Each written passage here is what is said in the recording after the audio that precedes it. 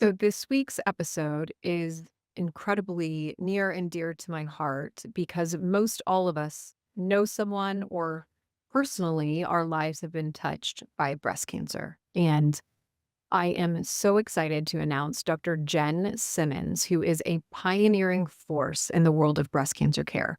She was once a world renowned breast cancer surgeon, and she ended up transforming her practice after her own journey as a patient, becoming an integrative oncologist with a mission to revolutionize breast cancer diagnosis, screening, and treatment.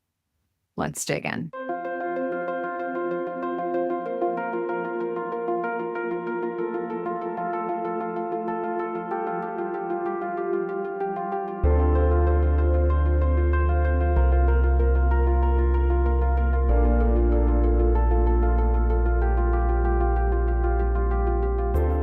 I am so excited to have this conversation. I've been excited for it for months. You have an incredibly powerful message that I am delighted and honored to share with my people. Before we kind of dig in to the heavier content, the bulk of what we're going to talk about today, I would love to hear your story about your shift from like conventional breast surgery to a more functional medicine approach in this realm. Yeah, it was a big leap. Let me just start with that. And one that incidentally was not welcomed by my family. Like my husband and I went head to head Wow. on this one. And my best friend, I mean, that was by far, and I've done a lot of hard things. That was the hardest thing I ever did You are because I kidding. had everyone around me who I know and love and respect and rely on say that I couldn't do it. So let me just take you back long, long ago because I didn't get into the breast cancer space by accident. It wasn't like something that I just chose later on in my career. It was absolutely, positively what I was put on this earth for. I don't remember a time in my life where I didn't know about breast cancer. It was part Wow. of the tapestry of my family. Like I come from a very big family, and every woman in my family gets breast cancer, with the exception of my mother, who got colon cancer. Wow. So growing up, I had a first cousin. I'm much older than you are, so this story is not going to resonate so much with you, but I had a first cousin who was a singer-songwriter in the 1970s and 1980s. She was brilliant, beautiful, larger than life, the queen of Motown sound in Philadelphia. Wow. She wrote all the music for the Spinners and the Stylistics. She wrote 54 hits in all. And her most famous song, I know, right? Like jaw dropping. Like my cousin was literally a rock star. Some people like figuratively use that term. Oh, you're a rock star, such a rock star. This one's a rock star. She was literally a rock star. So her most famous song that she ever wrote was The Greatest Love of All. And she wrote that song in 1977 as the title track to the movie The Greatest, starring Muhammad Ali. But it really didn't receive its acclaim till March of 1986, when Whitney Houston would record that song and release it to the world. And at that time, there was nary a person alive who didn't know that song. And the legacy of that song lasted decades until today, really. But my cousin Linda would never know that, because she died of metastatic breast cancer 1 month after Whitney released that song. I was 16 years old and my hero died. Mm.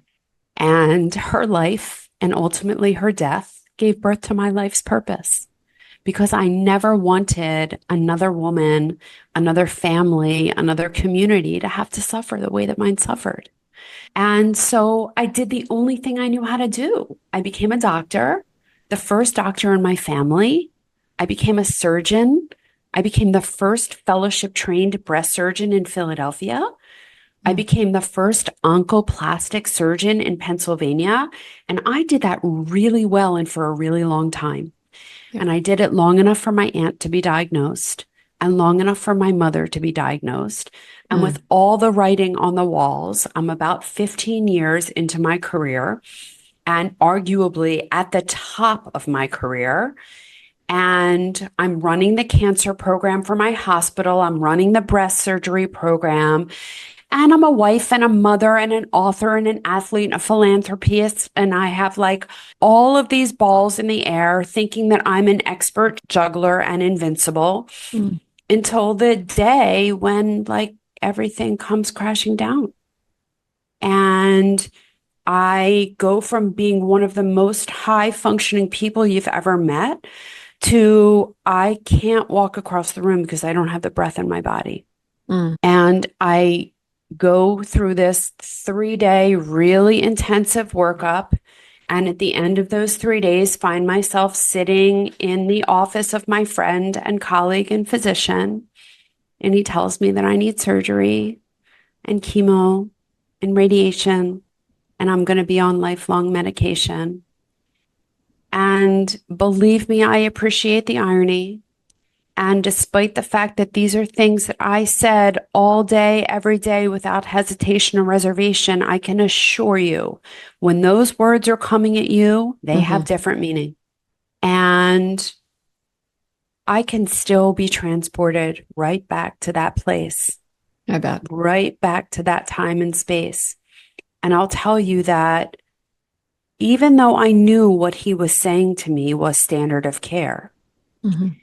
even though I knew that these were things that I said to women all day, every day, the only thing that I could hear in that time and space, and you can call it God, you can call it universe, you can call it whatever you want to call it. I couldn't quiet this voice in my head that said, there's something more, go find it.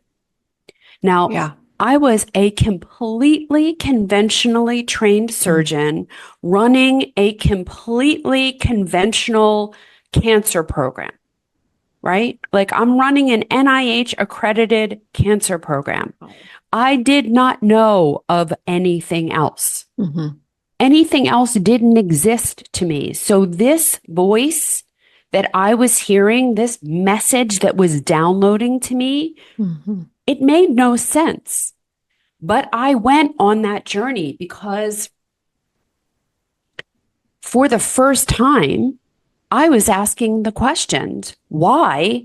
And the answer that I was getting, which is the same answer that I was giving everyone. It's Mhm. just something that happens. It's bad Yeah. luck, right?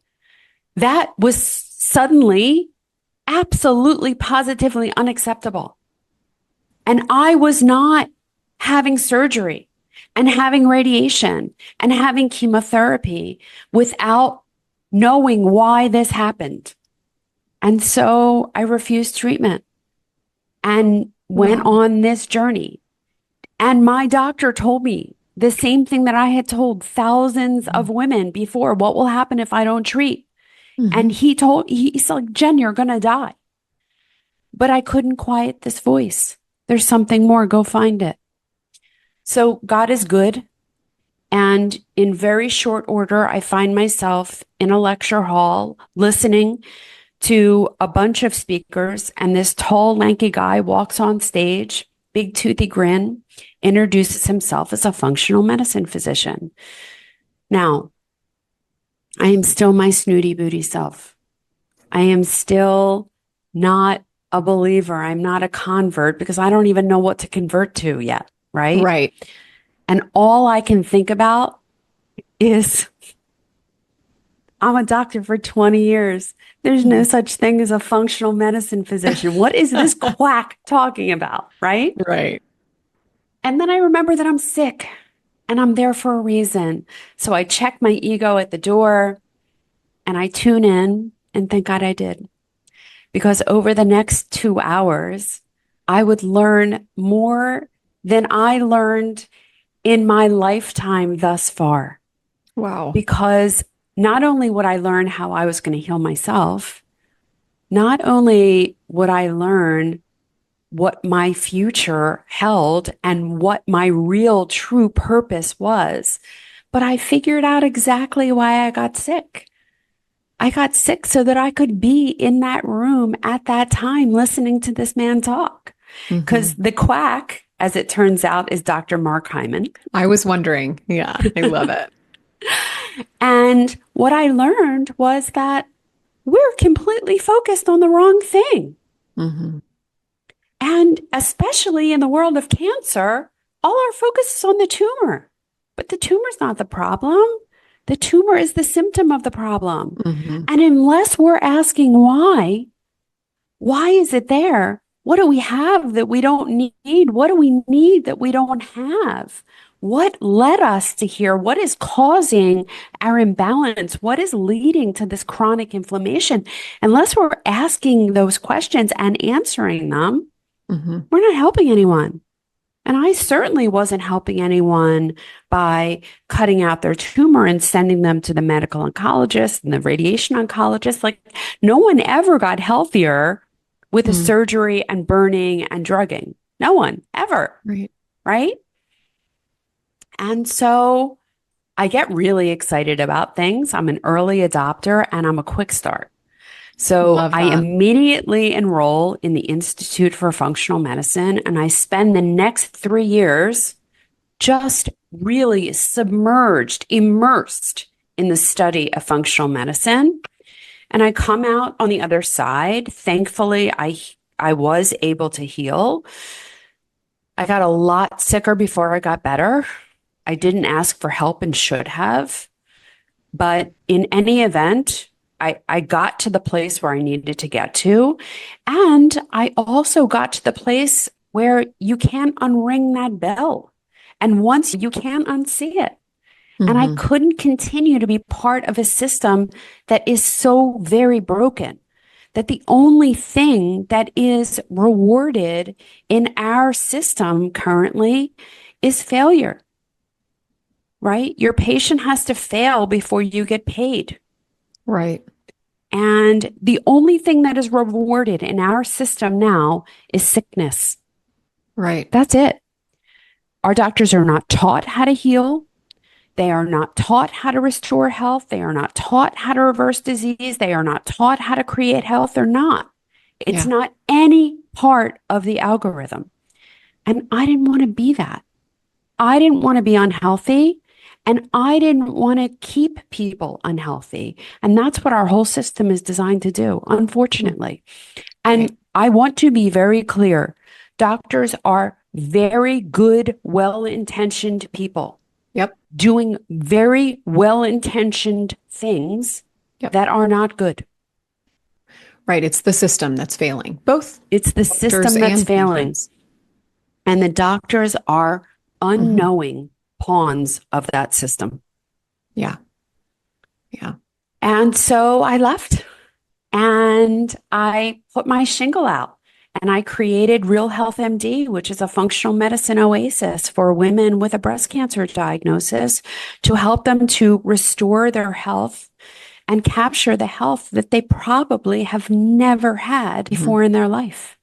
Yeah. And it was quite revolutionary when I did it.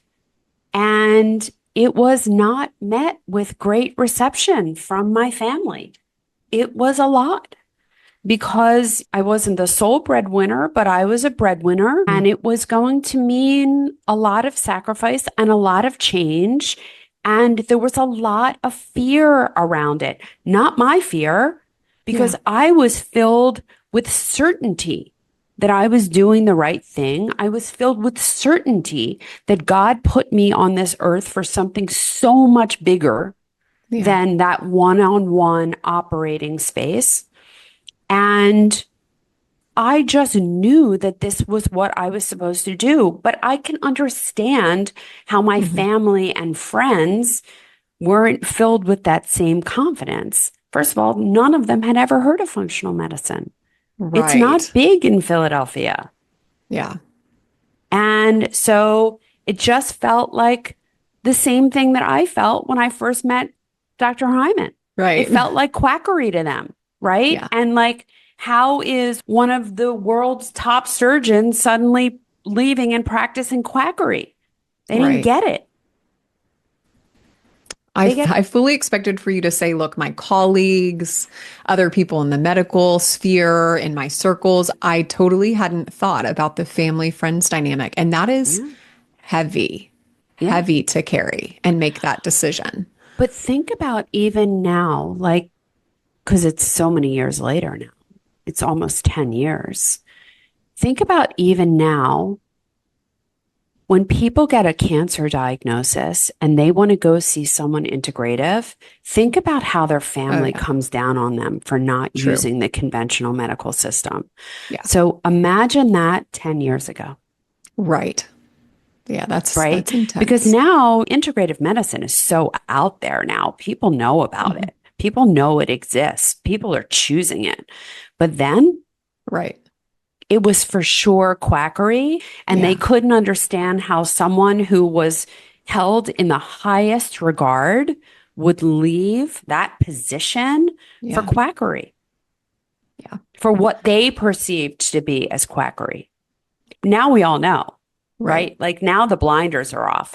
And even my colleagues, I went from being the smartest person in the room to suddenly I was, I don't know, lost. I lost my skills. I lost my mind. Now they're coming around to me. I have a great story of a woman who went to Penn to be treated for her breast cancer. The medical oncologist who she was seeing, she said to her medical oncologist, is there anything else I could be or should be doing? And she's like, kind of like on the sly, on the down low, Hmm. said, well, if it were me, I would just make sure that I was seeing Jen Simmons. I love that. And it's like, she's obviously not going to advertise that. But if it were me, Which is so important, is so yeah, important. And that's even important to have a provider that looks at you through that lens, because that means they're actually connecting to you as another human being, which is yeah. sacred in And this. I want to say that I'm not throwing the baby out with the bathwater. And there's a Right. time and a place for conventional medicine For sure. and certainly for acute care medicine. Yeah. Like if you fall and break your leg or Hmm. have a ruptured appendix or something along those lines, our system works great. We're Right. great at that.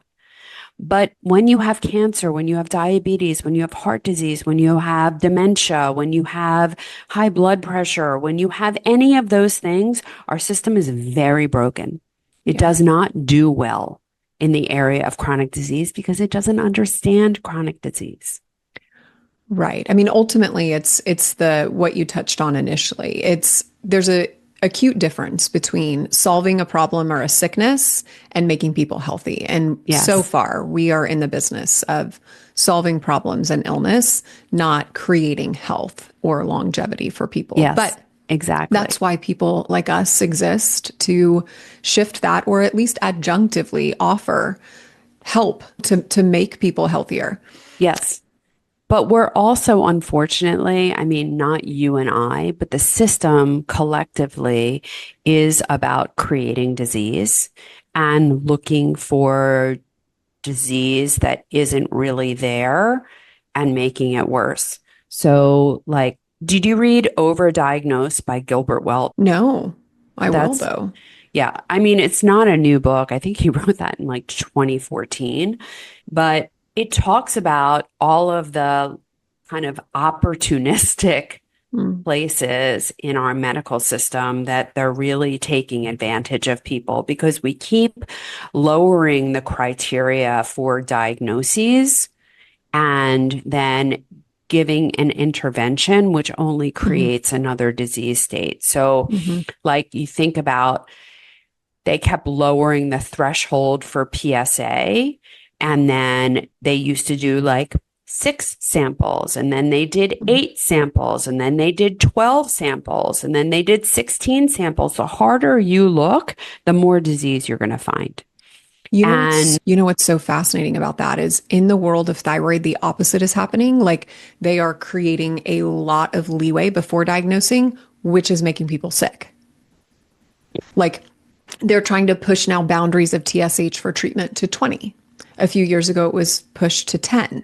So don't treat anyone unless their TSH is above 10. Don't treat anyone unless their TSH is above 20. Well, by the time it's 20, they have diabetes, they have heart disease, they're basically on disability. okay, so So it's you just answered interesting. your own question. Right, right, It's about creating more disease right. Isn't that crazy? because you get a lot more disease that way because they Absolutely. develop, and multiple systems fail. Yep. as you very Exactly. well know. So that's what that's about. Isn't that nuts? It is. But think about like the cholesterol story and Mm-hmm. lowering that threshold to 200 so that you treat more people with statins so that you get more diabetes, right? Because lest anyone think otherwise, the cholesterol story is that we're just creating drug users. When you put someone on a statin, you're not decreasing the cardiovascular event rate, the cardiac event rate. So you're not saving people from heart attacks by doing that. You are lowering a laboratory value, Right. but also increasing the risk of diabetes by 63%. Right. Or it might be 68%. I always get that confused. In any event, it's not good, right? And we can say that about a number of disease states, specifically in the world of breast cancer. The more stuff you investigate that you find on mammogram, the more diagnoses you're going to make. And we have that borne out in the literature time and time and time again. And it also creates a lot of business for the system. So to start, 80% of the breast biopsies that we do are non-cancerous. So that means that 80% of the time when we're biopsying someone, we're doing it unnecessarily. Wow. Yeah. Right? 80%. That's insane. despicable. Yeah. Okay. And then the rest of the time, when you look at using mammogram as a criteria for breast cancer screening, right? So first of all, it violates screening principles to start because you should never be using a test that causes cancer to screen for cancer. Right. The other thing is that if you are screening, truly screening, you are talking about the healthy population who you have no reason to believe has the disease. Because if you have a reason to believe they have the disease, they have a breast lump or they have a symptom or something like that, that's a diagnostic test. That's no longer screening. So when we're talking about the screening population, we are talking about women who are truly healthy. How can, with integrity, expose a woman who is allegedly healthy to radiation for the purposes of screening? How can we ethically do that? We shouldn't be doing it. Right. So we were doing it under the guise that mammograms save lives, right? I'm sure you've heard this. Mammograms save lives. And it's been said so many times that people just assume it's true and no one's asking for the data. But the data has been there for decades. And here it is. When you look at population studies, mammograms do not save lives. The Swedish trials, 600,000 women. So we're not talking about small numbers. Right. And because they have universal health care, everyone has the same access to care. Everyone has the same level of care, right? So level playing field. 300,000 screen with mammogram, 300,000 just have physical examination. The same number of women die of breast cancer in both groups. No difference in mortality from breast cancer. Here's the only difference. If you screen with mammogram, you are 20 to 30% more likely to be diagnosed with breast cancer. There's an increase in breast cancer diagnosis in the group that screens by 20 to 30%. Even compared to people who are screened in other ways, right? Physical exam or ultrasound, et cetera. They're still being screened. 20 to 30% more. Now, some of them develop breast cancer because of this screening, because it's radiation. Right. And some of them are just getting diagnosed with subclinical disease that would have never presented, because if it would have presented in the non-mammogram screening group. Right? Yep. So this is disease that would have never become clinically relevant, never would have affected that woman's lifespan. And yet, once you get a diagnosis of breast cancer and get treated for breast cancer, those treatments do affect your lifespan. Because if you're treated for breast cancer, you have an increased risk of cardiovascular disease 2 to 3 times. You have an increased risk of osteoporosis, of bone loss. And lest we forget, the same exact number of women who die of breast cancer every year die of a complication of a fracture. So osteoporosis is something to worry about, right? This is a real issue. And you have an increased risk of neurodegenerative disease. So if we are creating this disease for people and then increasing their risk of the other chronic diseases, and cardiovascular disease is by far and away exponentially the threat to a woman's life, well beyond breast cancer in every decade of her life past 30. And we're increasing her risk of that disease by 2 to 3 times. What are we doing? What are we doing? Now, if you want to call that study a one-off, okay, then let's look at the Canadian breast cancer screening trial.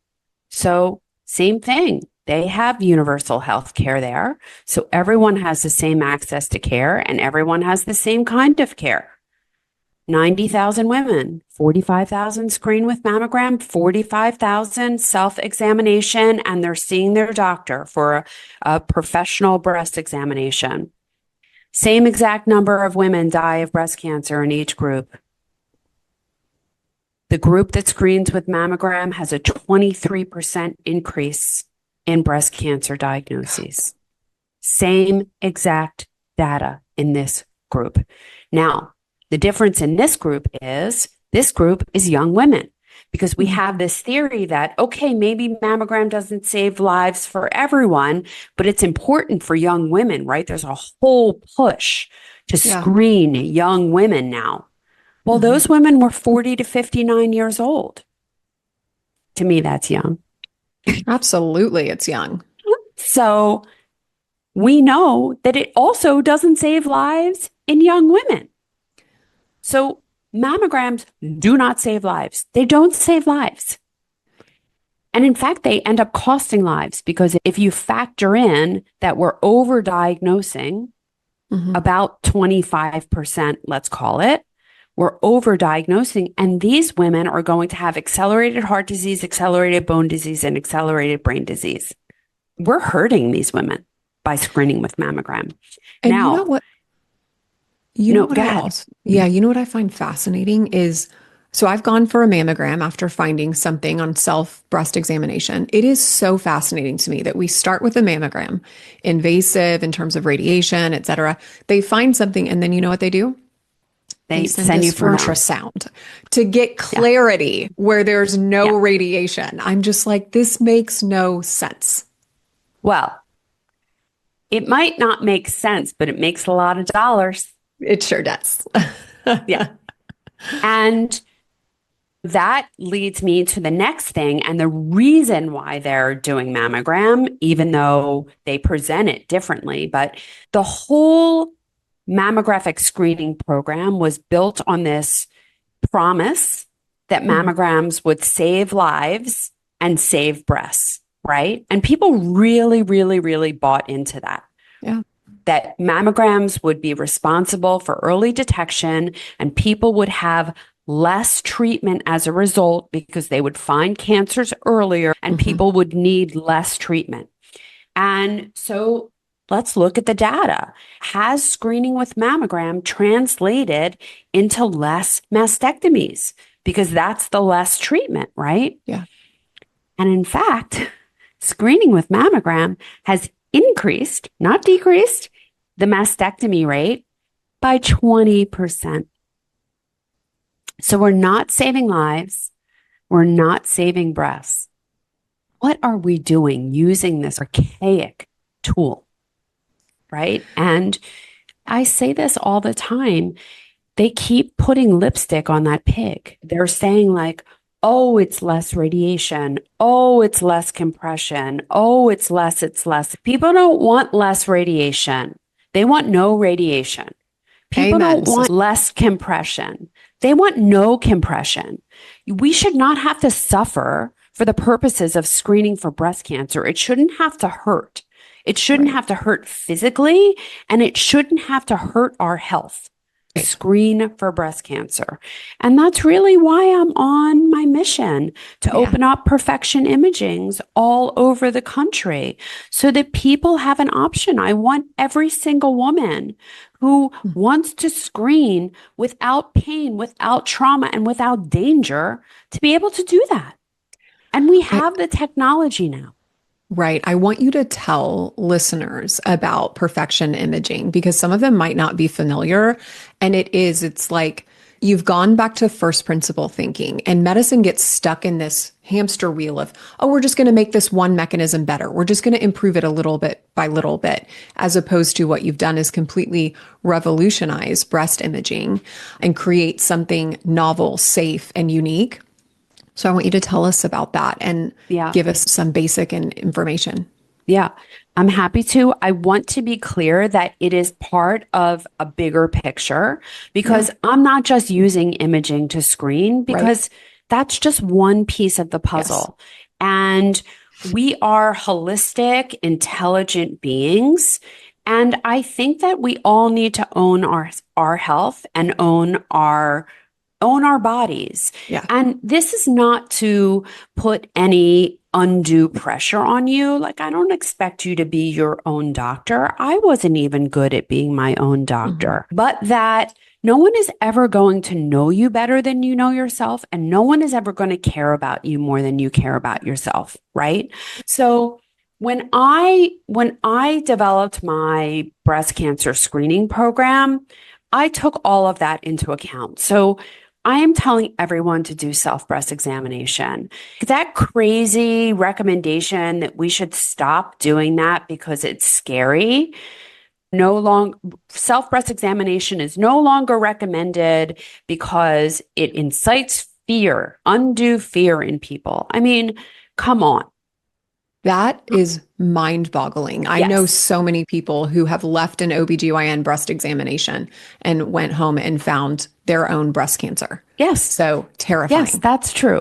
Because your doctor who is examining you, what, once a year? Right. Like, first of all, what about all the in between? And second of Absolutely. all, that doctor is not going to know your body. And breasts are Right. lumpy.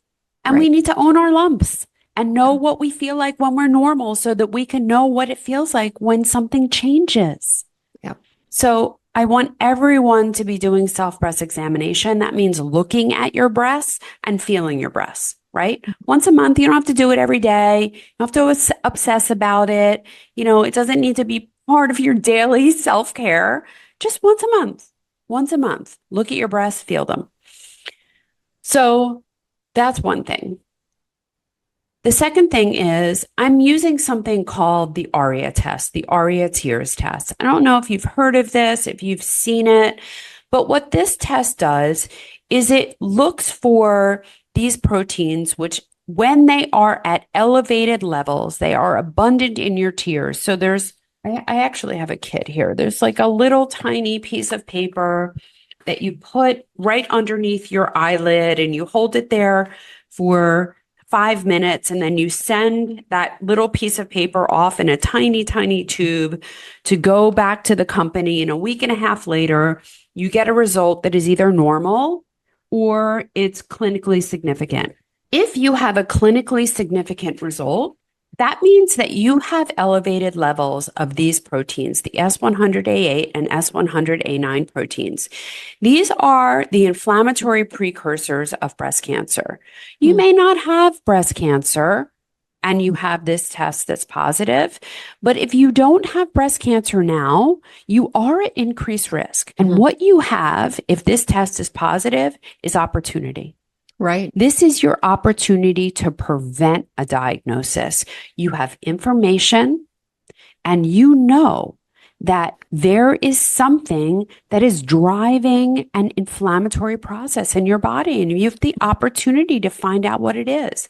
I now have a prevention program that I'm offering to everyone who has a positive, clinically significant ARIA test so that we can work together to prevent a breast cancer diagnosis. This is also Wow. appropriate for anyone with a BRCA mutation. This is appropriate for anyone with a strong family history.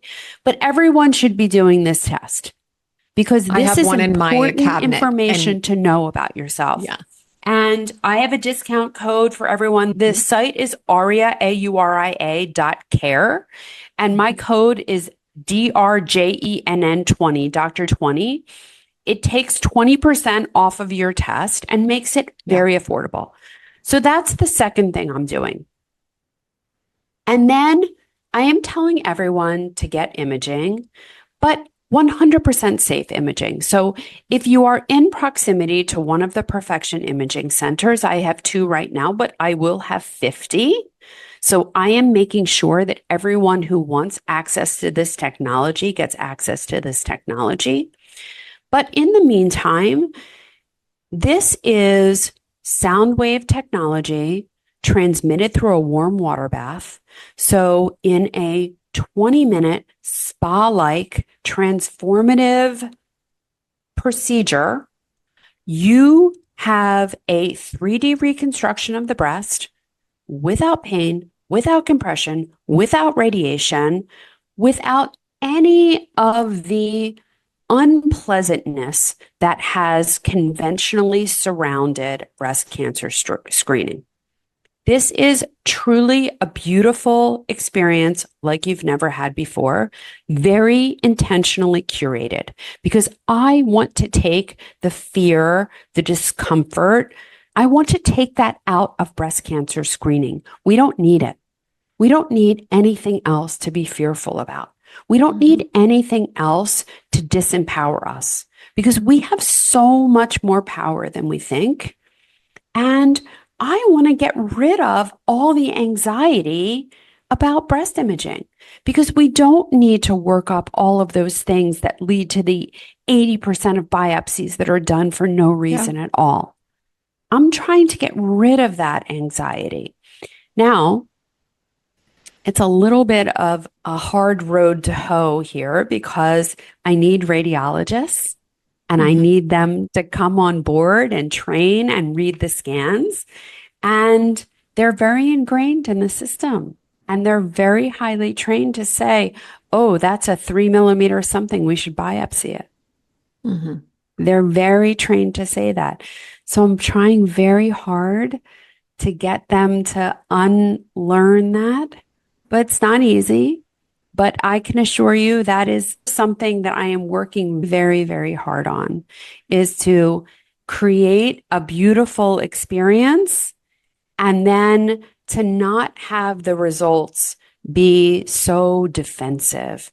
We live in this society of practicing defensive medicine instead of Yeah. having these open conversations with people that Yeah. sound like, this may be something, but let's allow it to define itself. And also, let's take this opportunity to improve your health because when Right. you do that, disease goes away. And when you use the physical examination, the ARIA test, and safe imaging, either QT or ultrasound, we are going to find the things that are meaningful and we're going to start ignoring the things that are not and focusing on what matters, which is your health. Yeah. I love that. And you're such a badass for developing that and like creating that change because it is so needed. And so much of medicine is not fully invested in women's health. So thank you for taking Yeah, charge of that it's and for making sure it not. happen. But being an instrument of change is not easy. It's not. No, It's not easy and it's often not fun. yep, I resonate with that. I do. I should add into this conversation because I know so many of you will be asking. But for those of you who are interested in trying OneSkin and haven't before and want to dabble in their eye cream, their moisturizer, their body cream, their hair serum, all of which I literally use every day. you can absolutely use the code McCall and get 15% off. And I would love to hear your feedback. My feedback from everyone who has tried it so far is they love it as much as I do. So let's dig in. Tell me a little bit when you talk about the program to either prevent breast cancer or deal with maybe lightly suspicious things that aren't quite breast cancer, et cetera. Tell me a little bit about what we can do in our lifestyle to help Yeah. combat some of this, or what you feel like is driving part of this cancer. Yeah, absolutely. So I'm all about information. I'm about testing and not guessing. And so, what my prevention program is based on is your individual genetics. I want to be clear, breast cancer is not a genetic disease. Even in the BRCA mutation carrier population, breast cancer is not a genetic disease. Breast cancer is an environmental disease. Breast cancer is a metabolic disease, but it is not a genetic disease. However, your genes dictate how you deal with the environment. Your genes dictate what you need in order to optimize your environment. So the first thing that we're doing in my prevention group is we're testing. We're testing your genes so we can know for you what the best diet is, what the best exercise is, how you need to create the ideal sleeping environment, what your detoxification genes are like, so that we know where you need support in terms of detoxification, how much detoxification you need, how much sleep you need, how much fasting you need. We're determining all of this. We're determining what your hormone detoxification genes are like, because that ends up being a critical part of the picture for a lot of women. And we are also determining what supplements you need and what supplements you don't need, because everyone now has like a supplement graveyard, right? And it's like, you don't know what's helping, what's not helping, what's real, what's not real. Like, you don't know. And the reason you don't know is because you didn't test. Right. And by testing, so that is the paramount part of my breast cancer prevention program. And then we're just giving you all the tools. Some of them you may know about, some of them you may not. So it is an 8-week program that is part of it is live, part of it is on demand at your leisure. And then if there's more testing that you want to do afterwards, great, because you have your own personalized health coach, FDN, that is trained to do all of this with you. So I think it's an amazing, amazing program for anyone who is concerned about a breast cancer diagnosis. So if you have a clinically positive ARIA test, if you're a BRCA mutation carrier, if you have a strong family history, any of these things, or you're just worried about breast cancer for whatever the reason, this program is for you. What about people with a history of breast cancer, like 10, 15 years ago? They've been Yeah. in remission. Would that be a great choice for them as well? So those people go into my breast health blueprint. Love And it. that is, they also get the testing because they need the testing too, but they're in a community of people just like them, and they have issues that the people who haven't Yeah. had breast cancer have. Yeah. They have Smart. different issues, and mostly their issues are surrounding what happened to them through the course of treatment, because we take these women and treat them for breast cancer, and we tell them that they should be grateful to be alive, and they are grateful. Right. But it is very hard to feel grateful when you can't think, Right. and you're anxious, and you're afraid, and you're depressed, and you can't sleep, and your joints ache, your bones ache, your breasts are deformed or absent, you've gained weight, your clothes don't fit, you lack self-confidence, You have frequent urinary tract infections, frequent yeast infections. Sex is unwanted and painful. You have no libido. Your relationship is absent or struggling. This is how we leave most women after Right. breast cancer treatment. Honestly, it's the title to my next book. It's called The Forgotten Woman. And this is how we're leaving most women after breast cancer treatment. And we're telling them they should be grateful to be alive, right? But it is very hard to feel grateful when that's what your life is. And that is literally how we're leaving most women. So, for my women who have had a history of breast cancer from the time of your diagnosis on, I have another group called the Breast Health Blueprint. And this is where we're really helping these women through treatment and beyond to establish their health, some of them for the first time in their lives, because the reason that they got to breast cancer is because they weren't healthy. That is a huge misconception amongst people that all the time I hear, I'm healthy, except I have breast cancer.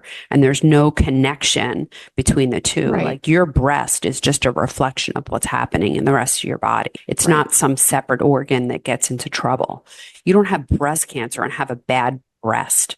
This is Yeah. an environmental issue. So we're helping these women to reestablish that environment, figure out what they have that they don't need, figure out what they need that they don't have, get them in tune with their genetics so that they can truly learn to nurture their nature, and then create hormone health because Yeah. that's what they are so often lacking.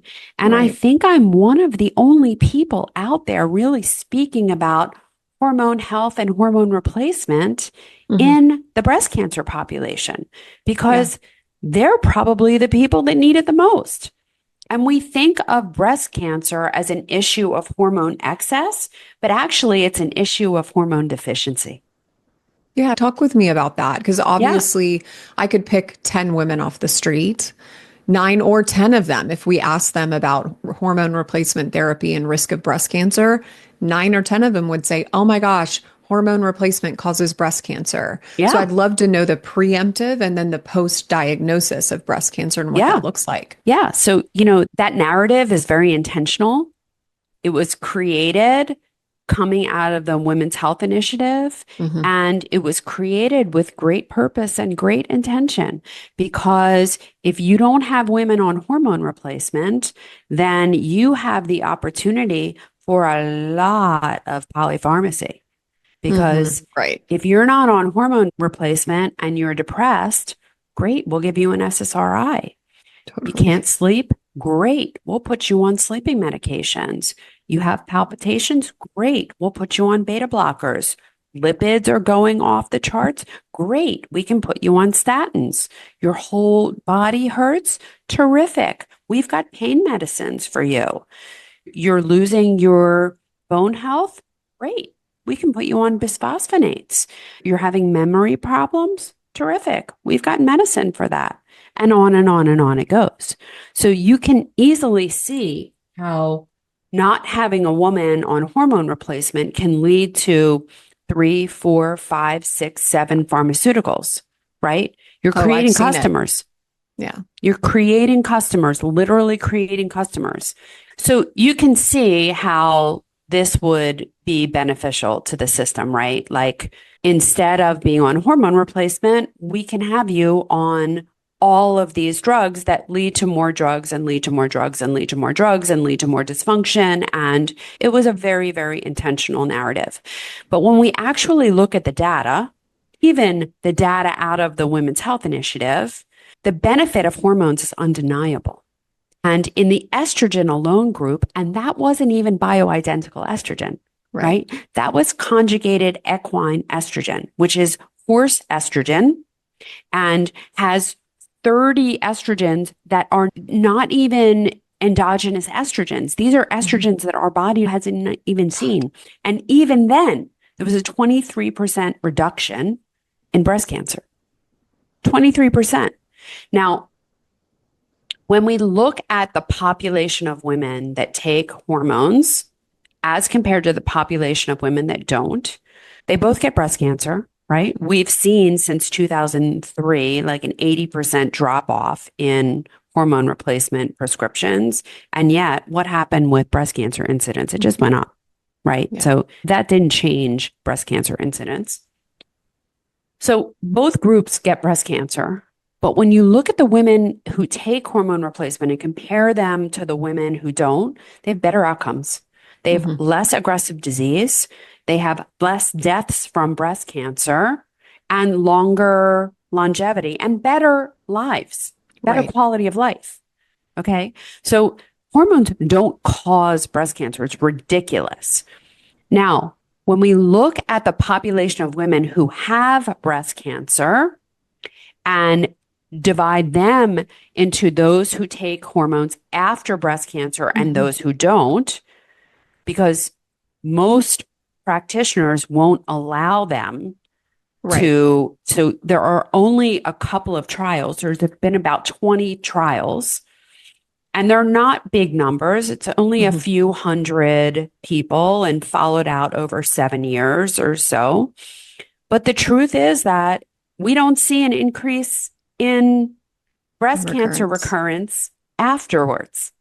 So not only does it not lead to an increase in recurrence, but there's also no increase of death for breast cancer after if you take hormone replacement. So this whole narrative Hmm. is completely creative and not true, Right. designed to scare women because, again, if they're not on hormone replacement, there's a lot of opportunity for polypharmacy and for more disease and dysfunction. So it is literally being created for the purposes of more engagement in the medical system, but it is for sure not for the benefit of the patients, Right. not for the benefit of them at all. Quite the opposite, quite the detriment. Right. Yeah. And I'm hoping we're evolving out of that narrative. And thank you for being a voice to help us. But We have a yeah. long, long, long way to go. That is for sure true. But there are more voices than ever in this space. And certainly, when you take the breast cancer element out of it, there's lots of people out there and lots of loud voices now, celebrities and otherwise, talking about menopause, right? Hmm. I think Oprah just did something recently on menopause. The problem is, and this is what I contacted Oprah's team about, is that you can't have a conversation about menopause and about hormone replacement without having a conversation around breast cancer, because Amen. that is the reason why people say no. Women Right. don't want to suffer, but they're afraid because they And think doctor. doctors are afraid Yeah. and they think that there's something real there and that there's a connection. And Hmm. so I told Oprah, you need me on that wall. Jen, are You you need going on to me on Oprah? that panel. I hope so. Come on, Oprah. Let's make it happen. They need you. Yes. Come Yeah. on, Oprah. You Come on, need me Oprah. on that panel because that is going to be the turning point. Yeah. When people see the actual data Right. and know that that's not the thing. Yeah. There's a lot of things and a lot of reasons why people get breast cancer for sure, but Hmm. hormones isn't why. Bioidentical hormones is not why. Yeah. And if you have any studies you want me to put in the show notes, I'm happy to include them. You can email them over to me. People love those little tidbits and takeaways. And I think it's important in shifting the narrative. I have a couple more questions for you. Okay. One is if you could give women one piece of advice on what they could do for longevity to protect them from breast cancer, whatever it is, what would it be? So I think at the end of the day, we all need to remember that breast health is health. Yeah. And the same exact things that you're going to do for a healthy breast are going to give you a healthy brain and a healthy heart and healthy skin, joints, bones, really a healthy everything. Yeah. So I just think about where is our biggest contact with the outside world? It's through what we eat, what we drink, and what we put in, on, and around us. Yeah. And so, in as much as you can take responsibility for that, I Hmm. think that matters. And you don't have to be perfect. This is Right. not about perfection, Yeah. right? It is about progress. It's not about perfection. That's not my line. It's Tony Robbins. So I don't want to steal it.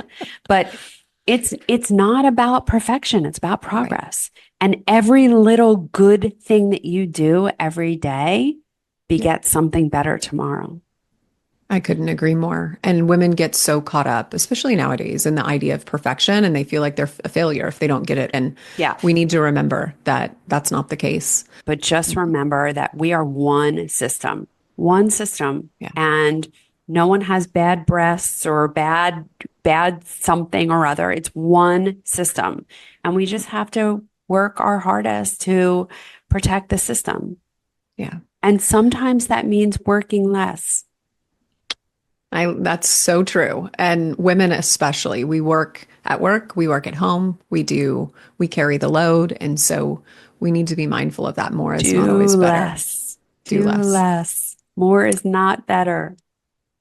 And then my last and final question is I want you to share with listeners, one, where they can find you, of course, but share and your groups, but also about your book. I think that's such a valuable Mm, tool for women. yeah. Yeah. I went on David Rosensweet's podcast. Do you know David? Mhm. Oh yeah, yeah. Yeah, he's just amazing. And he was the one that founded the menopause method, and he has his own Mhm. bioidentical hormone training program. He's really amazing.